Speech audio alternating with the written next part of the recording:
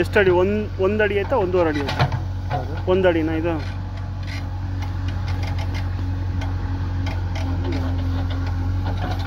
ಹಾಂ, 1.5. ಆಳ 1.25 ಅಡಿ.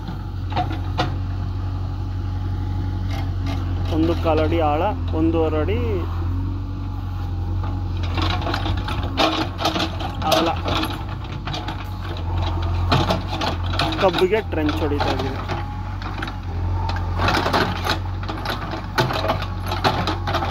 ಇಲ್ಲಿ ಕಬ್ಬು, ಮತ್ತು ಅದೇ ರೀತಿ ಇದು ಈ ತೆಂಗಿನ ನೇರಕ್ಕೆ ಬಾಳೆ ಬರುತ್ತೆ. ಅದೇ ರೀತಿ ಇಲ್ಲಿ ಒಂದು ಕಬ್ಬು ಬರುತ್ತೆ.